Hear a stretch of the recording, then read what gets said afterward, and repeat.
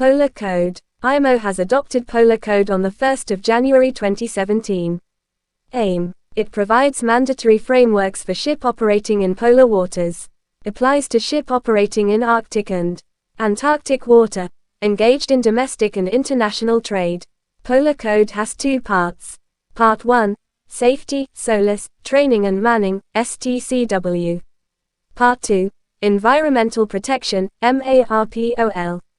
Polar Water Ship Certificate. For obtaining certificate, below things has to be done. Conduct a risk operational assessment of the ship and its operations that has to be conducted in polar region. Determine ship category as per Polar Code. Review and approve ship system and equipment's documentation. Review and approve intact stability. Calculation that include allowance for icing. Prepare a ship-specific polar water operation manual. The vessel will be surveyed to check the compliance with Polar Code and other convention. After this, polar certificates is reissued by flag or by class on behalf of flag. Polar Code, MARPOL compliance. Entry should be made supplement of IOPP certificate of new category A ship and B ship of Polar Code to certify that they comply with additional structural requirement on tank protection. No structural modification is required for category C and existing ship. No entries in IOPP certificate is required. Type of ship as per Polar Code. Type A, Type B, Type C, as per IMO, Polar Code, Chapter 12 Manning and Training. Training requirement on tanker. Ice-free, not applicable. Open waters, ice concentration less than 1/10, basic training for master, chief mates and officer in charge of a navigational watch. Others ice-covered water, ice concentration more than 1/10, advanced training for master and chief mates. Basic training for officer in charge of a navigational watch. Polar Water Operational Manual. It should be ship-specific manual. Following procedure should be there. Voyage planning in polar water. How to access ice condition and determine whether it is safe for ship to proceed. How to receive and use ice forecast. How to operate equipments and maintain systems functions during freezing temperature. What to do if the ship encounter ice or cold temperature that exceeds its design capabilities. What to do in case of emergency, including how to contact emergency response provider. As per OCIMF Sec 2.1.6. Polar Water Operational Manual should provide guidance for human resources management, taking into account anticipated ice condition, requirement for ice navigation, increased levels of watchkeeping, hours of rest, fatigue, a process that ensures that above requirement will be met. As per ISM Code, company should establish procedures, plan, instructions and checklist for shipboard operations concerning the safety.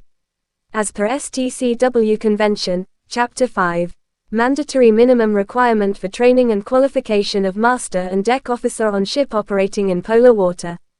TMSA KPI 5.3.2 requires that a formal program ensures that senior officer should receive appropriate ship handling training before promotion to master or assignment to a new vessel type. All equipment should on aboard should fully functional at polar service temperature. SIA 2.0 Important points. Master, chief officer and officer in charge of navigational watch should have basic training certificate. Certificate of advanced training as required for senior officer should be there. A person used as a substitute for master and chief mate in the role of ice navigator should have appropriate COC and advanced training for ship operating in polar water. In pre-inspection questionnaire, if vessel operator has declared below, then will be checked. Ice class notations. Winterization class notation. Polar ship certificate. Vessel traded in areas where sub-zero temperature may be routinely expected. Few requirements as per Polar Code. Navigational equipments working satisfactory. Up-to-date nautical and ice information. Clear view screen. 2 remotely protective narrow beam searchlight controlled from bridge. Means of receiving and displaying information on ice condition. Ship shall prevent accumulation of ice on antenna of navigation and communication equipment. 2 non-magnetic means to determine and display the headings. Ships operating in high latitudes shall be fitted with at least 1 GNSS compass or equivalent. Ship shall have either 2 independent echo sounding devices for 1 echo sounding device with 2 separate independent transducer. New category A and B shall have enclosed bridge wings to protect navigational equipments and personnel. That means all required navigational equipments. Fire extinguisher. 2-way portable radio communication equipment. Fire safety systems and appliances should be working satisfactory.